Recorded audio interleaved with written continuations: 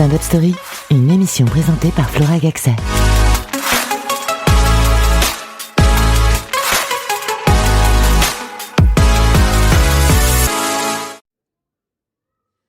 Bonjour, vous écoutez Stand-up Story, l'émission qui vous plonge dans l'univers du stand-up. Aujourd'hui, c'est Kevin, et plus précisément Kevin Ribes, qui est avec nous. Donc Ribes, R-E-E-B, et non Ribes, R-I-B-E-S, comme Jean-Michel. Bonjour Kevin Ribes, comment vas-tu ? Eh ben, ça va super, et toi Flora? Très bien, mais en tout cas, merci beaucoup d'avoir accepté l'invitation et d'avoir fait confiance pour cette interview. Donc toi, tu as ton spectacle J'irai nulle part au théâtre Le Lieu, tous les jeudis à 19h jusqu'à la fin de l'année, sauf le 25 décembre, c'est bien ça ? Exactement. Le 25 décembre, on profite avec la famille. Sinon, le reste des temps, c'est tous les jeudis, on est là, ouais.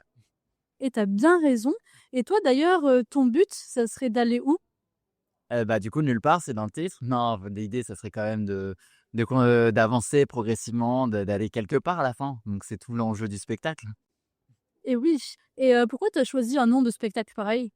Alors, le nom, il est arrivé après le spectacle. D'abord, on a écrit le spectacle et après, on s'est posé limite. On a passé des fois plus de temps sur le titre du spectacle que sur le spectacle parce qu'on s'est dit, c'est comme un prénom, tu sais, ça va suivre le spectacle toute sa vie. Et ça va un peu dans cette double intention, tu vois, j'irai nulle part. Dans la vie, on va quelque part et en fait, on se rétracte. Enfin, des fois, on hésite, on est dans l'hésitation, on sait pas trop ce qu'on fait. Des fois, on dit ouais, je vais le faire et en fait, finalement, je sais pas, par exemple, la vaisselle, on dit je vais la faire et finalement, on la fait pas, on reporte au lendemain. Bah, ça va un peu dans le mood du personnage qui est tout le temps en mode j'irai et en fait, non. Tu te compares à des tâches ménagères en spectacle ? Oui, il y a un peu de ça, il y a un peu le quotidien, j'ai envie de dire. Ok, parce que moi de base j'avais une vanne en disant oui, t'iras nulle part, mais t'iras au lieu, enfin théâtre Le Lieu, mais bon. Et du coup, aujourd'hui, après toutes ces péripéties que je raconte dans le spectacle, effectivement, je suis au lieu et je raconte cette histoire avec les gens. Voilà. Bon, après l'interview est diffusée, je t'avoue, un mardi ainsi que le jeudi, et c'est en rediff toute la semaine, donc les personnes, enfin je veux dire, ça sera pas forcément diffusé un samedi après-midi. Ok. Et voilà, mais dans toute manière, c'est pour ça que c'est bien important de dire que c'est tous les jeudis à 19h, au cas où, donc comme ça, peu importe le moment où vous écoutez. Et si tu devais nous donner 3 arguments pour nous convaincre de venir voir ton spectacle, ça serait lesquels ? 3 arguments. Alors déjà, soutenir la culture. Voilà, Mmh. donc je vous dirais, parce qu'on peut donner à des assos, c'est très cool. Faites donner à des assos, mais venez voir aussi des humoristes, des artistes qui débutent. Je pense que c'est ce qui aide à l'émergence de nouveaux artistes sur le marché. Sinon, on voit un peu tout le temps les mêmes. On a l'impression que ça se renouvelle pas, mais c'est juste parce qu'on ne découvre pas vraiment. Ensuite, deuxième argument, c'est marrant, franchement. Ça paraît un peu prétentieux de dire ça, mais je pense que après plusieurs années à le travailler, à avoir des retours, à essayer toujours d'aller dans la direction du meilleur. Effectivement, aujourd'hui, je suis fier de dire que le spectacle est marrant. Et dernier argument, histoire qu'on passe un bon moment ensemble, quoi. Bah oui, de toute façon, toutes les personnes qui sortent de la salle passent un bon moment, et on reviendra juste après justement sur ton parcours. Et juste dans ton spectacle, toi, tu t'inspires principalement de ta vie perso, c'est ça ? Il y a pas la vie pro ? Alors, c'est principalement la vie perso, mais dans la vie perso, je compte aussi la vie pro. Mais c'est vrai que la grosse part, c'est la vie perso et surtout l'enfance et les parents. J'ai été adopté, le spectacle raconte aussi cette histoire. Et du coup, il y a une grosse place sur les parents, le lien que j'ai avec eux et l'acceptation de soi, des autres en général, quoi. Ouais, c'est ça pendant 1 heure, je vous le confirme. Mais d'ailleurs, dans ton descriptif de spectacle, il y a une phrase qui m'a marquée, donc je cite, j'ouvre les guillemets: selon lui, il ne risque rien puisqu'il ne prend aucun risque. Mais tu prends des risques déjà en montant sur scène. Pourquoi une telle phrase ? En fait, c'est là où je fais un peu la distinction entre le personnage que je raconte sur scène et le Kevin qui travaille et qui écrit des blagues. Le Kevin que j'étais avant de travailler sur moi-même aurait jamais fait de spectacle. Il serait resté dans sa chambre, aurait attendu peut-être qu'on vienne le chercher. Et justement, c'est toutes ces petites péripéties de la vie qui fait que finalement, je comprends que on n'a rien sans rien et que si en fait, il faut prendre des risques dans la vie, il faut prendre un maximum de risques. Et voilà, donc c'est le spectacle raconte comment on est arrivé d'une pensée de je prends aucun risque parce que c'est trop dangereux à en fait, finalement, on s'en fout et juste venez, on kiffe et on prend des risques partout et on kiffe la vie, quoi. Quelle belle réponse. Et tu as commencé à prendre des risques pour ce spectacle à partir de quel âge ? Enfin, depuis quand ? J'ai longtemps eu envie d'être humoriste. Je voyais déjà des spectacles d'humoristes avant même de comprendre ce que c'était d'être humoriste. Je regardais Kev Adams, je regardais Gad Elmaleh, je regardais Caroline Vigneault. Enfin, vraiment, c'est des anciens qui montaient sur scène. Jamel Debbouze, tout ça. Et le moment où vraiment, je pense qu'il y a eu le déclic, c'était post-confinement. Confinement où vraiment où j'avais plus rien à faire de la vie, donc j'étais juste dans ma chambre à rien faire de mes journées. Et j'avais toujours, c'est le seul truc qui restait, c'était cette envie quand même de monter sur scène, de devenir humoriste, même en ne sachant pas du tout ce que ça allait être. Et je pense que c'est ce déclic-là. Et donc c'est l'arrivée à Paris et c'est là que ça a commencé, on va dire. Ok, parce que toi, à un moment, tu avais un showcase au Théâtre du Marais et c'était le même spectacle. Ouais, c'est ça. Enfin, j'ai fait une première heure au Théâtre du Marais, parce qu'en fait, j'ai fait une formation. Et dans la formation, c'était compris qu'à la fin de la formation, on faisait 1 heure de spectacle.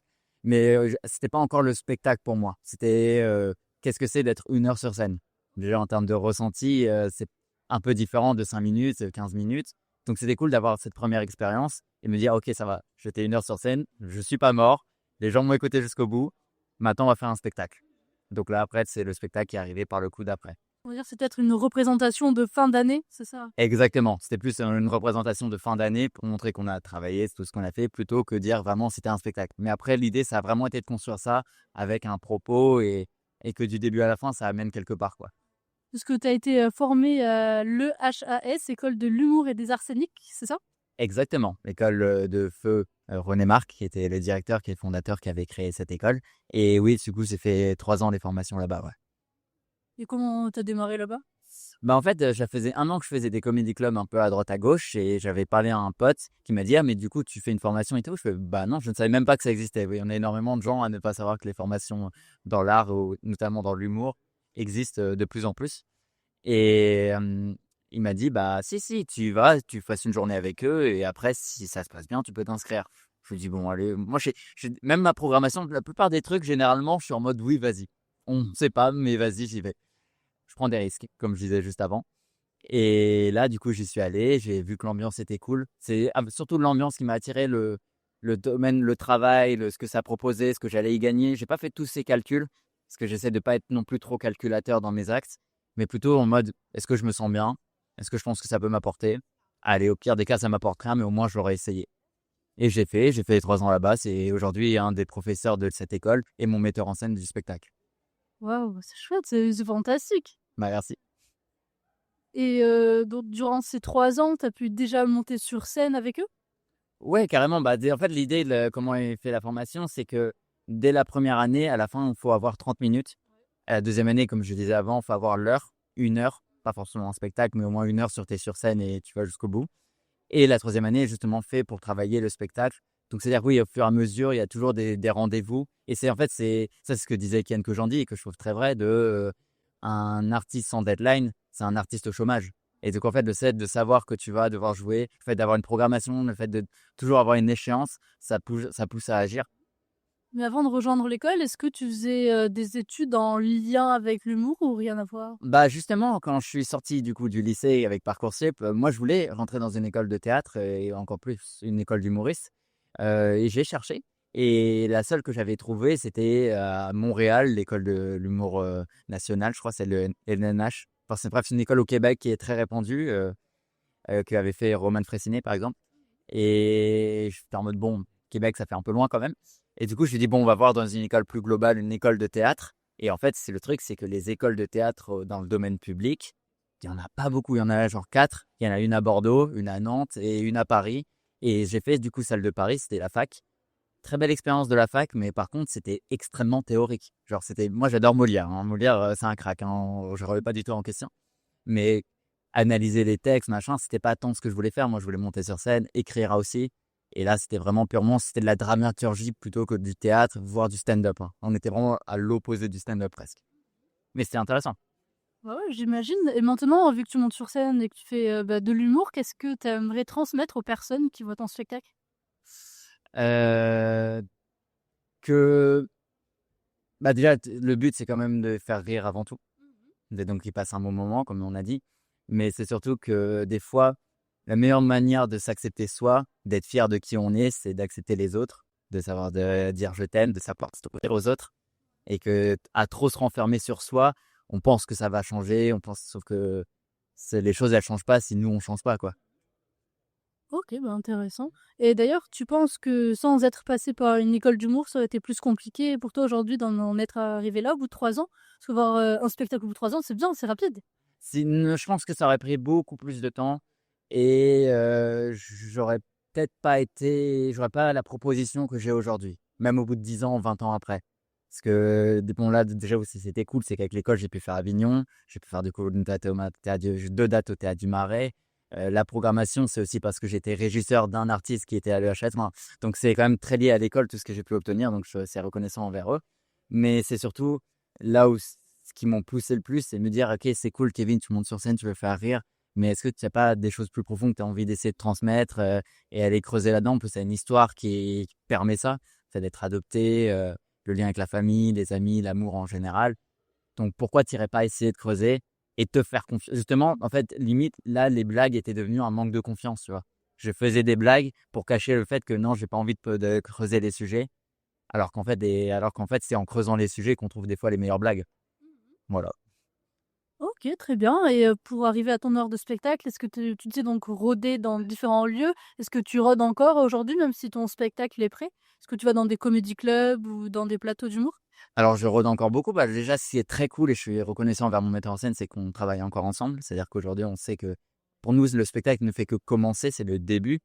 Et je vois beaucoup d'artistes qui disent, mais au bout de la centième, qui disent: «Bon, bah, il y a ça qu'il faut que je change, ça fonctionne pas». C'est-à-dire que c'est vraiment un travail qui ne s'arrête vraiment jamais, mais c'est ça qui est bien aussi. Mais oui, non, non, pour moi, le spectacle, il peut être encore plus, ne serait-ce que dans la manière de le jouer, ça s'améliore, mais même dans l'écriture, il peut être encore plus incisif, plus efficace et encore plus toucher les gens. Donc après, j'essaie de jouer en comédie club, mais aujourd'hui, mon attention envers les comédie clubs, elle a un peu changé. Avant, je jouais en comédie club pour le fait de montrer jouer en comédie club. Aujourd'hui, c'est plus dans l'intention de me montrer et ramener des gens au spectacle.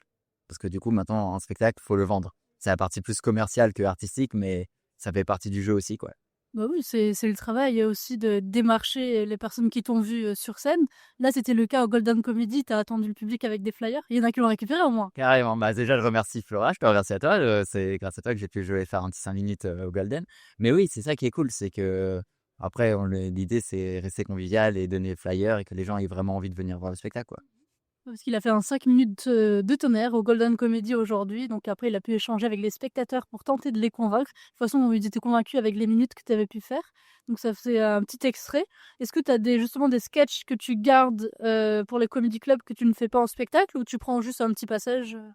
Bah, en fait, j'ai une écriture qui a été, vu que je suis né un peu des comedy clubs aussi, comme j'ai dit, j'ai fait un an de comedy club avant de commencer à penser vraiment au spectacle.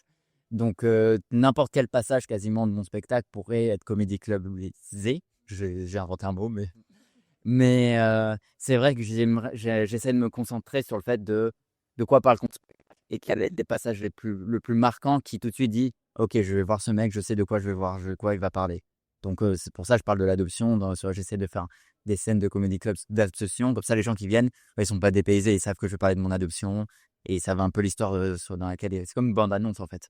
Et d'ailleurs la dame qui est venue te voir après dans le public, elle disait pas que c'était aussi son cas? Qu'il y avait un lien? Si, si, du comment elle m'a parlé, elle m'a dit qu'elle avait aussi une histoire un peu similaire d'une adoption, enfin qu'elle était adoptée. Elle, tout s'est passé en France, donc elle n'a pas eu le voyage international comme je parle, mais elle a vécu ce côté, le déracinement, et du coup, c'est assez cool des fois. Et je pense qu'une fois, j'ai été en festival, je t'en raconte une mini anecdote. J'étais en festival et un mec est venu me voir et il m'a dit, bah, tu sais, ton histoire, elle m'a touché. Moi, ça m'a rappelé ma mère, ça m'a vraiment fait pleurer. Et je crois que c'est vraiment limite presque plus satisfaisant que: «Ah, tu m'as tué de rire». Parce que du coup, ça prouve que genre, ça a touché, ça a résonné et quand je trouve les gens sont là à dire: «Ah, c'est vrai ce qu'il raconte», c'est là qu'on touche vraiment les gens et je trouve que c'est vers ça que j'essaie de foncer au plus. Ouais, c'est beau quand ça résonne chez les autres, tu arrives à les toucher, à les faire rire aussi, à les faire réfléchir et de leur montrer qu'en fait, qu'ils sont pas tout seuls aussi dans leur cas. Exactement, on est tous humains mais en fait, des souffrances, ça se compare pas. Il y a pas un mec qui a plus souffert qu'un autre, mais ensemble, on peut chacun partager nos souffrances pour se dire: «Ah ouais, finalement, ouais, comme tu as dit, on n'est pas tout seul» et partager, en fait, c'est ça je pense que l'art sert à partager au final. C'est la solidarité aussi. Ouais. Exactement. Et d'ailleurs, maintenant, avec toutes les dates que tu fais et ton spectacle, est-ce que tu es intermittent? Pas encore? Comment ça se présente? Pas encore, je fais beaucoup, pour l'instant, parce qu'en termes d'administration, je sais que c'est compliqué, je suis encore trop à courir après les cachets. Je gère aussi avec l'auto-entreprise, donc c'est-à-dire à travers, par exemple, je vais faire des régies, je vais faire de la figuration, peut-être des petits tournages et je vais être payé à travers du coup une auto-entreprise. Mais non, après, l'idée, ce serait qu'au plus tard, d'être intermittent. Mais ça viendra de manière naturelle. Je le recherche pas, on va dire. Ça viendra de manière, ça vient quoi. Déjà, c'est bien que tu sois en autoprod. Oui, ouais. Ça donne des avantages et tu peux faire ce que tu aimes. Et la régie, t'en as fait depuis longtemps ou c'est juste depuis que tu as commencé à monter sur scène? Bah, la régie, justement, la première fois que j'avais commencé à faire de la régie, c'était dans le Field que tu as connu, justement. Non, c'est une scène qui est là depuis très, très, très longtemps. Et j'étais venu en tant que bénévole pour faire des régies. Et par la suite, il y a un autre artiste qui, du coup, a joué au lieu, qui est Robin Gomez. Peut-être que ça te parle, et qui, du coup, j'étais son régisseur. Et par la suite, de bouche à oreille, les gens ont appris que je faisais de la régie. Moi, je me suis jamais considéré comme régisseur. Parce que pour moi, un régisseur, c'est un vrai métier. J'ai déjà discuté avec des régisseurs, je ne comprenais pas un mot sur deux. Mais par contre, je suis capable de faire des régies. Si je comprends la console, je sais où il faut appuyer. Si tu me donnes une bonne conduite pour savoir ce qu'il faut faire, je peux faire de la régie. Je trouve que ce métier, ça demande vraiment d'être dans un secteur parce qu'on ne sait jamais vraiment à. Peut-être que là, aujourd'hui, je vais faire une régie. Par exemple, j'ai fait un peu de régie pour Speed Radio, tu vois. Et aujourd'hui, je fais une interview avec vous. Comme quoi, c'est un secteur, faut pas être fermé, faut ouvert à toutes les expériences. Et c'est comme ça qu'on progresse un peu, même dans le domaine principal qu'on avait visé au début. C'est un secteur qu'il faut viser. C'est pas une activité, c'est un secteur. Parce qu'il faut savoir que Kevin est toujours partant et disponible pour tester de nouvelles aventures. Et c'est ça qui lui permet d'aller encore plus loin. Et d'ailleurs, même sur Instagram, je crois que tu as plus de 7000 abonnés. Tu commences à faire des vidéos avec certains quand même qui tournent autour de 4-5 millions de vues. Est-ce que ça t'aide à remplir ta salle un peu?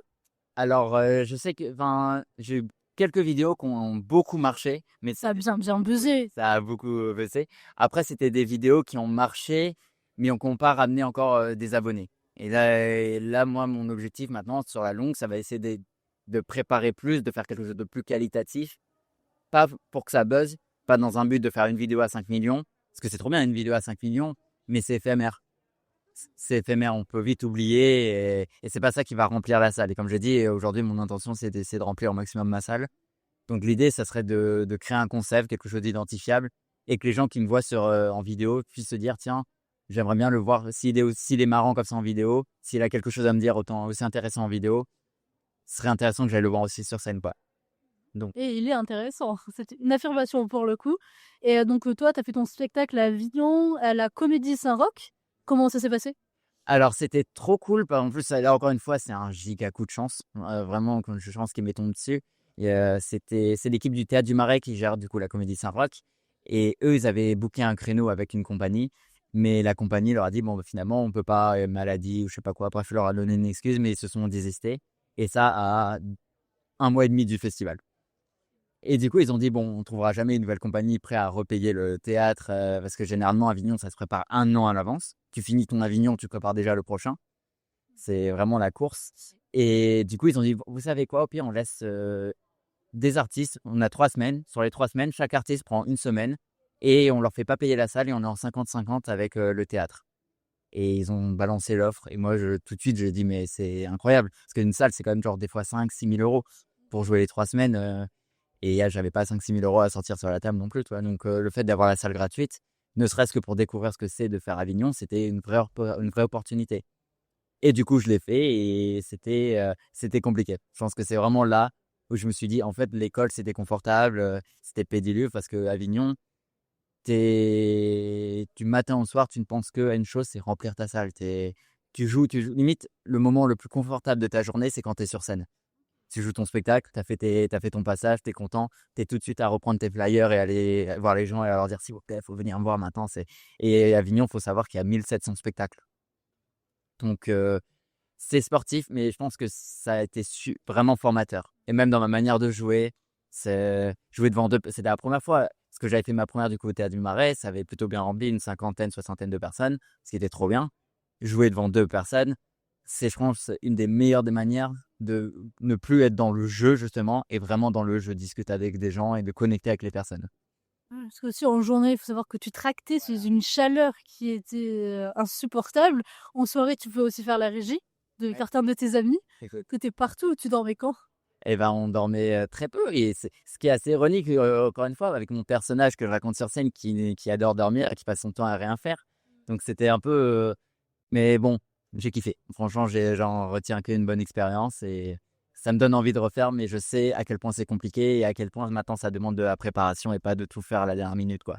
En tout cas, ça devait pas être de tout repos. J'espère que tu as pu trouver un lieu au moins proche, du festival pour, y dormir, bien comme il faut. Je ne balancerai pas des anecdotes, même si je sais certaines choses, notamment comme des clés oubliées. Oups, je l'ai dit.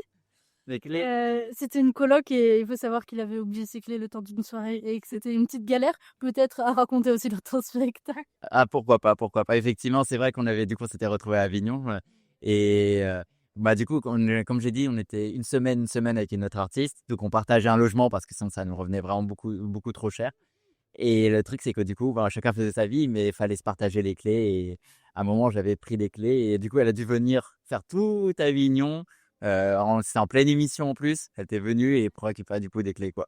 Mais c'était Une marrant fois, c'est toi qui avais oublié de récupérer. et une fois, c'était moi qui avais oublié de récupérer des clés, j'ai failli dormir enfin, j'ai quasiment dormi dehors, on va dire, mais c'était marrant. Bah, ça va, tu pas dormi non plus sur, un banc, c'était, on Non, peut dire, j'ai dormi sur une balançoire. Flora pourra témoigner, on adore. Incroyable la balançoire. une balançoire XXL quand même. Tu rentrais bien, tu peux même faire l'étoile de mer dessus. Oui, c'était une balançoire incroyable. Voilà, j'hésitais à raconter cette anecdote, mais finalement, c'est lui qui est allé tout seul, donc c'est parfait et donc je suis en train de relire mes petites questions. Tu as répondu à pas mal de choses, mais sinon ton premier modèle en humour, je crois qu'on en a pas parlé. Tu m'as pas enfin, tu m'as parlé tout à l'heure de Romain Frécinet dans Certains instants de peur. Je sais que tu l'aimes bien aussi, mais qui était ton premier modèle, dans le milieu? Ah, c'est assez compliqué parce que je pense que dans les premiers, je pense qu'on était quand même sur du Kev Adams parce qu'à l'époque, 2009, c'était le moment où il venait de percer et moi, je voyais son spectacle à la télé, j'étais fan. Aujourd'hui, ça change un petit peu parce que je me suis un peu ouvert à tout ce qui est stand-up américain, stand-up anglophone et quand je vois le stand-up américain et stand-up anglophone, je suis en mode: «Ah ouais, on a du retard en France». Mais c'est trop bien. J'espère que tout le monde va essayer de se rattraper et même dépasser peut-être un jour le stand-up américain. En tout cas, en France, on a cet amour du stand-up. Maintenant, il faut qu'on ait le niveau, quoi. Est-ce que tu vas souvent en tant que spectateur, voir des spectacles? Enfin, de toute façon, en soi, côté régie, tu y assistes déjà, mais pour voir un peu, les mécaniques des vannes, pour savoir certains sujets, s'ils ont déjà été faits, comment les faire autrement? Bah, je pense que c'est important de voir beaucoup de gens pour 2 raisons. Déjà, premièrement, parce qu'on apprend en regardant. On apprend les choses qu'il faut faire. Des fois, on apprend aussi des choses qu'il faut pas forcément faire et ça sert à tout le monde. Et aussi parce que, comment je peux attendre que des gens viennent me voir si je suis pas prêt d'aller voir les autres? Donc je pense que ça serait hypocrite de ma part et je pense que c'est important de se dire, tu sais, il y a un proverbe qui dit: «Soit le changement que tu veux voir dans le monde». Si je veux voir personne, faut s'attendre que ma salle soit vide, ça serait normal presque, tu vois? Donc oui, je vais essayer de voir un maximum, soutenir les copains et en plus ça va, il y a pire comme taf que regarder du stand-up ou regarder des humoristes ou du théâtre, quoi. Ouais, mais c'est bien de soutenir un petit peu tout le monde. C'est quoi toi ton actu là après ton spectacle? Est-ce que tu prévu de refaire Avignon l'année prochaine? T'as prévu d'aider d'autres personnes, quoi écrire avec eux? Je sais pas. Bah, j'ai commencé cette année à la coécriture, donc je coécris un spectacle d'un des mecs qui du coup est encore à l'EHS, qui est en 3e année. Je coécris, on est 2 à écrire le spectacle.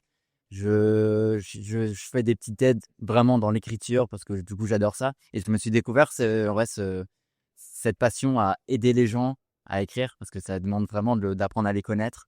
C'est écrire des vannes, il y a des gens qui sont 1000 fois meilleurs que moi pour écrire purement de la punchline, mécanique, on va dire.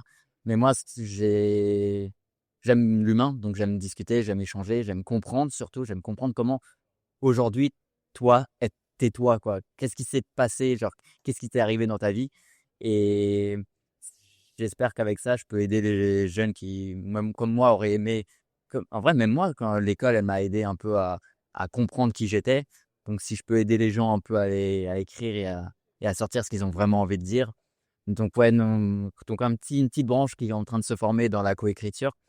Et sinon, non, bah, le spectacle qui est déjà un gros projet à le remplir un maximum et après, commencer à faire des festivals, commencer à après c'est se montrer et développer la carrière comme on peut, quoi. Et t'as déjà fait des premières parties d'humoriste? J'ai déjà fait des premières parties, ouais, j'ai des gens de l'école déjà qui, du coup, me connaissaient. Une fois dans le Théâtre Le Bout, ça te parle? Théâtre Le Bout, j'ai un pote, il me dit: «Bah, tiens, je t'ai vu vite fait en scène, je joue mon spectacle, viens faire une première partie».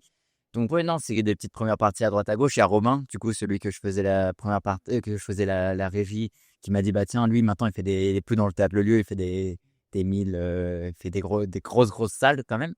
Avignon, il a fait un complet de salle à 150, il a fait 2 dates. Donc il m'a dit, va, tu vas faire des premières parties et tout. Et donc si, faut jouer quand on peut jouer, au maximum, ouais.